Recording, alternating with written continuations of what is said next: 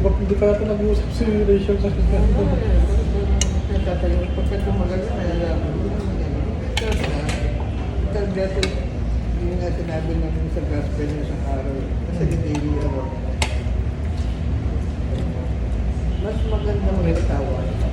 Oo. Kasi lalo na sa kaaway mo. Mas malaking pera. Para kung pa nang babati ko sa mga alala mo lang. Oo. Ba't yun ang mga kaaway mo?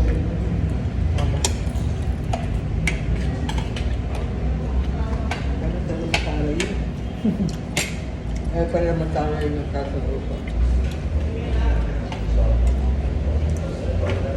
Si ate mataray na bida, si Ninang. Mataray na kontrabida.